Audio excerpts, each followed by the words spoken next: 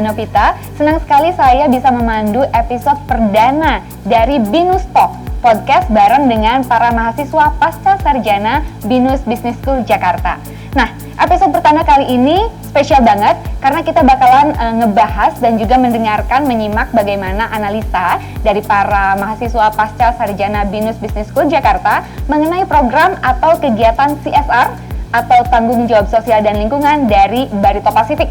Pasti udah nggak asing lagi ya untuk Anda pengamat bisnis ataupun juga para pecinta dunia bisnis, nama Barito Pacific pasti sudah bukan nama yang asing lagi. Sudah berdiri di tanah air ini sejak tahun 1979 dan merupakan perusahaan di sektor petrokimia dan energi yang sudah terdaftar di Bursa Efek Indonesia alias sudah TBK. Seperti apa analisa terhadap program CSR-nya Barito Pacific? Yuk kita mulai ngobrol-ngobrolnya.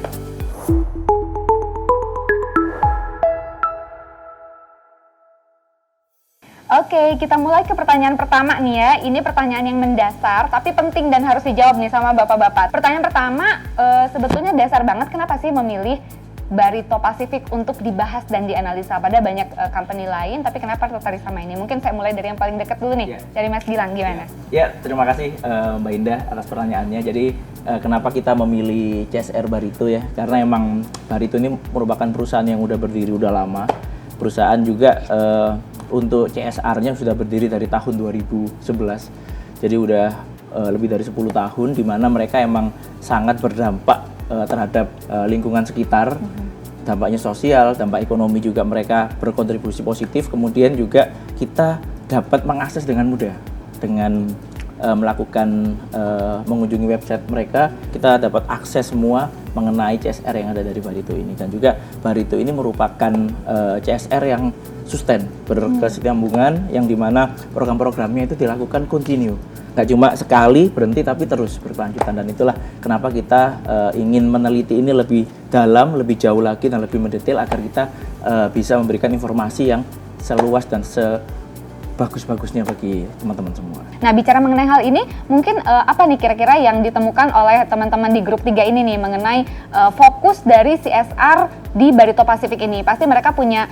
fokus tersendiri supaya kegiatan mereka tidak sporadis gitu ya, tapi lebih terstruktur dan lebih teratur dan lebih terencana. Mungkin Mas Valen boleh kasih ke kami jawaban mengenai itu?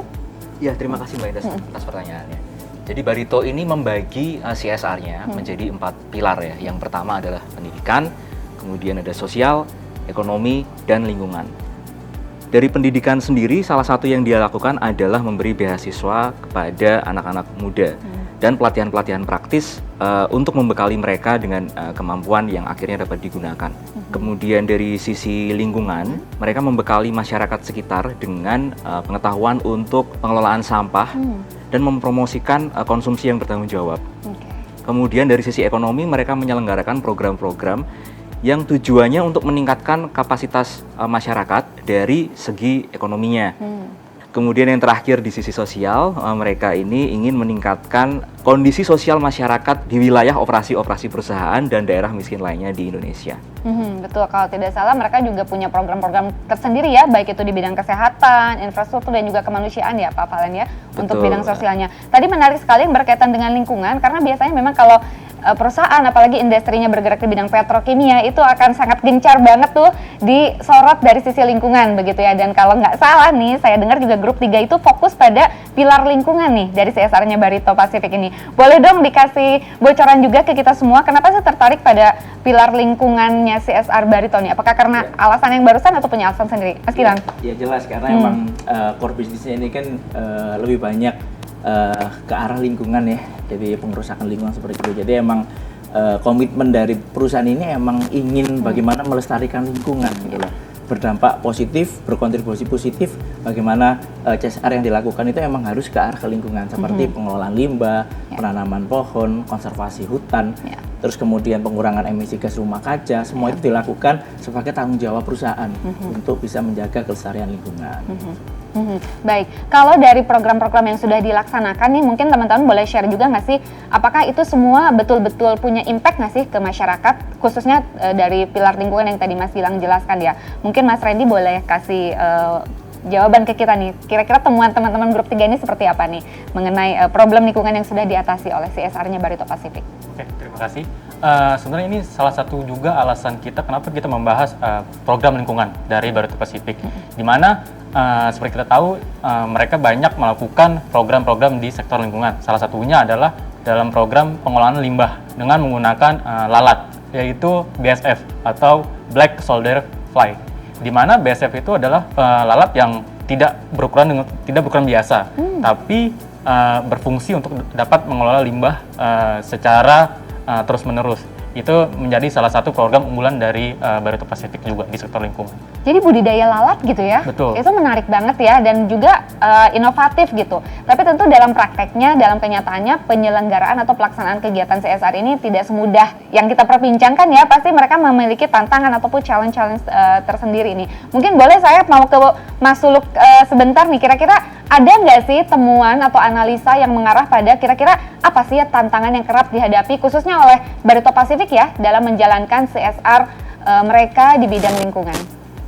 Iya, seperti halnya perusahaan yang lain ya, pastinya tantangan itu banyak dihadapi juga pada saat implementasi program CSR. Nah, Barito Pacific sebenarnya itu ada 3 hal kalau menurut kami.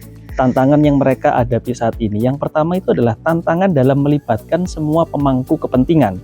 Ya, jadi apakah Barito Pacific itu telah memastikan bahwa semua pemangku kepentingan CSR seperti karyawan, konsumen, komunitas lokal, pemerintah, dan lingkungan itu sudah dilibatkan. Tetapi tidak hanya sebatas dilibatkan, tetapi memastikan bahwa semua pihak itu merasa dihargai dan didengar. Itu kuncinya. Nah, yang kedua, kesulitan dalam mengukur dampak sosial. Nah, mengukur dampak sosial dari program CSR dapat menjadi sulit. Kenapa? Karena dampaknya itu seringkali sulit diukur secara langsung dan memerlukan waktu yang lama untuk terlihat dampaknya. Nah, sehingga Barito Pacific perlu memastikan nih, apakah mereka sudah memiliki sistem pengukuran yang efektif untuk mengukur dampak sosial itu.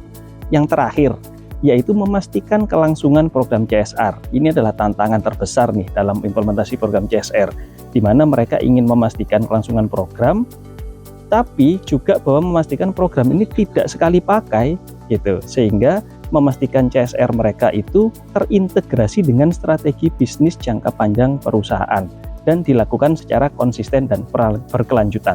Seperti itu, Mbak Indah. Iya, Mas Suluk, kalau mendengar penjelasannya, hasil analisanya, kok nampaknya CSR ini menjadi sesuatu yang harusnya melekat gitu ya pada seluruh perusahaan, pada setiap perusahaan gitu. Tapi kalau dilihat-lihat sekarang belum semua mungkin perusahaan itu menganggap bahwa CSR adalah hal yang wajib atau hal yang menjadi fokus utama dari sebuah perusahaan. Nah, mungkin aku boleh ke Mas Yudi, kira-kira kenapa ya Mas Yudi hal itu bisa terjadi gitu? Banyak orang kemudian mengusung istilah ethical dilemma. Nah, apa sih maksudnya gitu dan bagaimana harusnya perusahaan tuh bersikap mengenai hal ini?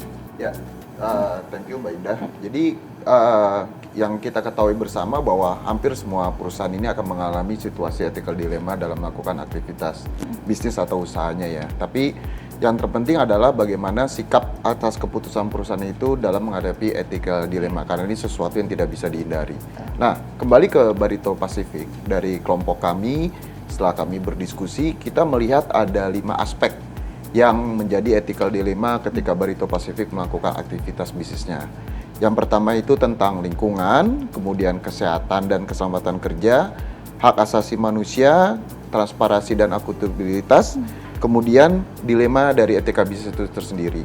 Nah, secara overall yang kami lihat ethical dilemma yang sangat dihadapi oleh Barito Pacific adalah ketika dia melakukan kegiatan bisnis di petrochemical dan di geothermal yang berhadapan langsung dengan lingkungan. Ini kan bisa berdampak negatif ya.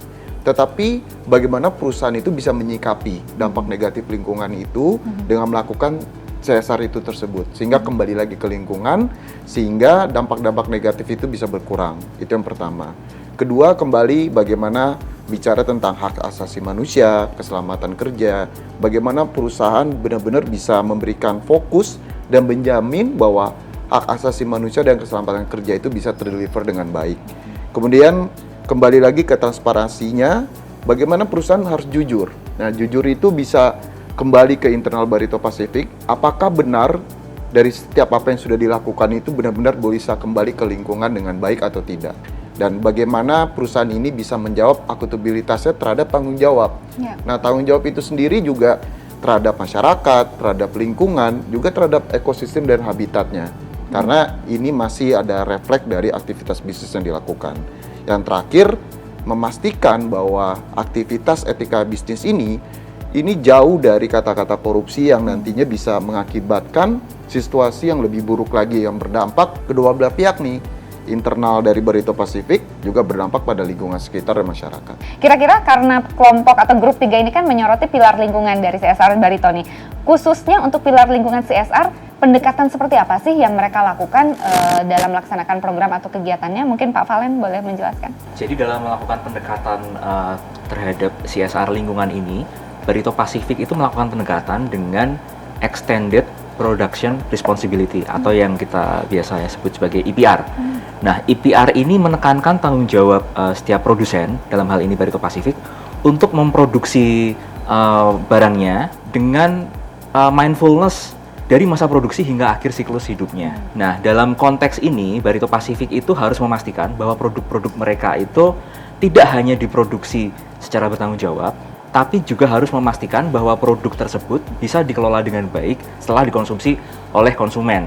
Nah, yang menarik dari EPR ini diatur juga dari pemerintah dalam Undang-Undang Perlindungan dan Pengelolaan Lingkungan Hidup Nomor 32 Tahun 2009. Di mana hal ini tidak hanya menganjurkan kepada pemilik usaha, namun mewajibkan bahwa pemilik usaha ini harus tertib ya untuk menjalankan pengelolaan produk itu.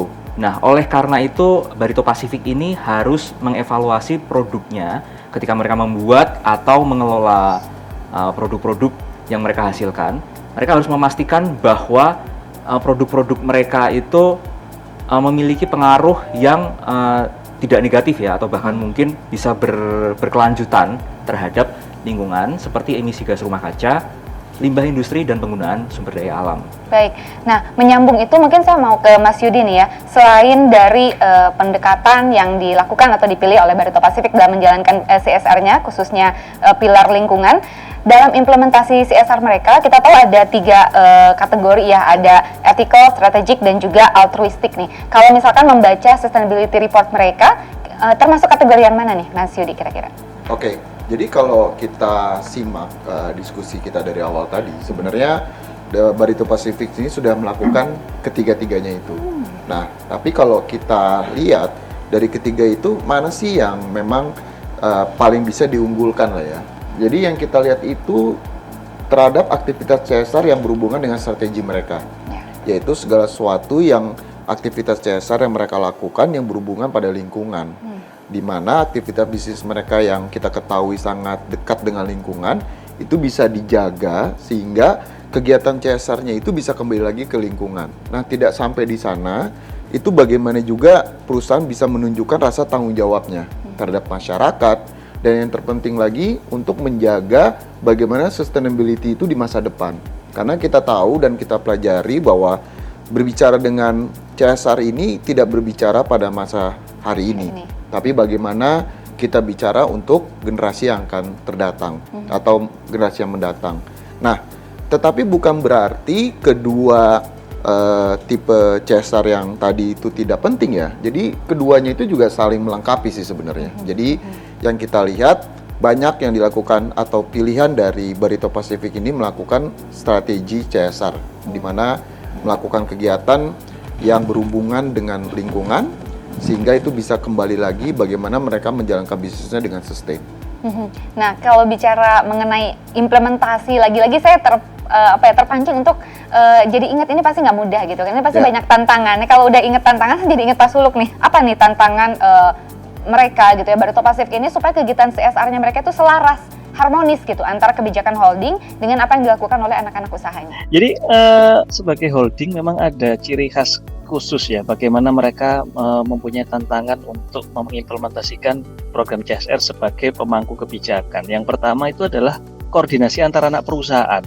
Karena antara anak perusahaan yang berbeda-beda, itu pasti ada tantangan yang muncul untuk menjalankan mereka, kepentingan mereka itu bisa terakomodir gitu ya, terakomodir semua. Nah, yang kedua adalah pemenuhan harapan pemangku kepentingan. Maksudnya gimana? Maksudnya di sini mereka anak usaha itu punya harapan yang berbeda-beda di setiap wilayahnya, sehingga pemangku kepentingan pun juga mungkin berbeda-beda dan harapannya berbeda-beda. Ini akan menjadi hal yang sulit untuk memenuhi semua harapan mereka secara sekaligus. Ini yang menjadi tantangan. Nah, yang berikutnya adalah budget. Nah, tentunya masing-masing anak usaha itu ditarget oleh holding company itu untuk profit yang sudah disepakati. Nah, ini akhirnya menjadikan masing-masing anak perusahaan itu mungkin memiliki anggaran yang terbatas, sehingga untuk menjalankan program CSR yang komprehensif dan efektif di seluruh anak perusahaan ini menjadi salah satu tantangan dari holding company. Nah, yang terakhir itu perbedaan lingkungan sosial. Anak perusahaan Barito Pacific beroperasi di berbagai wilayah yang mungkin memiliki perbedaan lingkungan dan sosial yang signifikan. Hal ini dapat membuat sulit bagi perusahaan untuk merancang program CSR yang dapat diterapkan di seluruh anak perusahaan. Nah, mungkin 4 hal itu Mbak Indah yang menurut saya sebagai holding company bagaimana Barito Pacific itu mempunyai tantangan. Tapi yang terpenting kalau kita bahas CSR itu kan sebetulnya impact-nya sih apa gitu ya. Apakah betul mereka mengeset goal atau objektif atau cita-cita dari program ini betul-betul terasa manfaatnya oleh para penerima manfaat. Nah, ini ada sebuah metode SROI ya biasanya yang dipakai untuk mengukur seberapa impactful, seberapa dampak itu dirasakan oleh para penerima manfaat. Nah, apakah teman-teman dari grup 3 juga menganalisa hal tersebut atau mungkin bagaimana Mas Randy mungkin bisa memberikan penjelasan? Oke, terima kasih Mbak Indah. Nah, tema SRO ini emang yang ingin kita angkat, yaitu Social Return of Investment, di mana ini alat ukur untuk mengukur impact dari program CSR yang sudah diberikan atau yang dilakukan oleh Barito. Sebagai contoh, misalnya dari sisi pendidikan, di mana Barito mengupayakan untuk pemberdayaan guru. Nah, di sini yang harus diukur adalah apakah guru tersebut meningkat dari sisi kesejahteraan atau dari sisi karir seperti itu. Misalnya dari pilar ekonomi. Yang harus diukur adalah misalnya Barito melakukan program pemberdayaan UMKM. Nah, yang harus diukur adalah apakah UMKM tersebut dapat mencapai profit yang diinginkan, bukan seberapa banyak UMKM itu berapa sih yang terdaftar gitu. Nah, harus diukur adalah profitnya sebenarnya. Nah, dari sisi lingkungan, sebagai contoh misalnya Barito ini kan ada program untuk mengurangi emisi rumah kaca seperti itu. Nah, yang harus diukur adalah ketika menanam pohon, apakah oksigen atau kualitas dari udara itu meningkat di area tersebut atau enggak gitu. Atau misalnya ada renovasi sumber mata air. Apakah ketika renovasi dilakukan sumber mata air itu airnya itu kualitasnya itu meningkat atau enggak? Seperti itu yang sebenarnya harus diukur. Nah, SRO ini itu berguna untuk mengukur impact dari tujuan program CSR tersebut. Kalau mengenai dampak finansial dan non finansial itu bisa kita analisa juga nggak ya Mas Randy ya? Kayak misalnya kalau finansial kan dari tadi ya seperti dicontohkan sama Mas Randy gitu kan, seberapa banyak penghematan biaya yang dilakukan atau lain sebagainya. Sementara kalau non finansial itu kan seperti perubahan behavior atau perilaku dari penerima manfaat itu atas program CSR yang dilakukan. Itu juga bisa kah? Bisa. Nah, sebenarnya tambahan lagi sedikit, kalau SRO ini kita lebih lihatnya tuh ke sektor sebenarnya non finansial yang tadi kan impact dari stakeholders atau orang yang terlibat itu seperti apa. Kalau finansial ya jelas misalnya apakah ada peningkatan revenue secara tidak langsung kepada perusahaan seperti itu. Baik. Nah, ini pertanyaan pamungkas sebetulnya yang justru akan menjadi konklusi dari diskusi ataupun hasil analisa teman-teman di grup 3 ini nih. Tentu selain lingkungan itu masih banyak banget room atau area for improvement ya yang bisa dilakukan oleh Barito Pacific dalam melaksanakan kegiatan CSR mereka. Boleh masing-masing mungkin memberikan closing statement atau saran atau rekomendasi. Kita mulai dari siapa ya? Dari yang paling jauh dulu deh. Pak Suluk nih, Pak Suluk silakan. Oke, akhirnya saya nggak dapat tantangan kan? Nggak. Gimana nih? Iya, dari saya yang pertama itu adalah saya ingin menyampaikan adanya keterlibatan masyarakat ya, selain lingkungan. Meskipun perusahaan dapat memastikan program mereka mencakup aspirasi dan kebutuhan masyarakat setempat, tetapi program tadi harus memberikan dampak yang lebih positif dan berkelanjutan. Akhirnya satu kalimat dari saya untuk Barito Pacific yaitu inovasi sosial. Teruslah menginspirasi dengan program CSR yang kreatif, inovatif, dan berkelanjutan untuk mencapai dampak yang semakin besar bagi masyarakat dan lingkungan sekitar. Terima kasih Mbak Ida. Keren, inovasi sosial nih ya. Coba sekarang siapa ya? Saya hitam kancing dulu Pak Valen nih. Pak Valen gimana kalau menurut Bapak nih?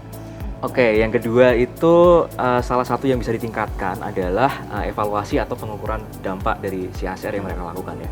Jadi selama ini bila semua perusahaan itu mengukur CSR-nya dari seberapa banyak yang mereka lakukan, maka saran dari kami adalah mereka harus bisa mengukur dari dampak yang mereka capai.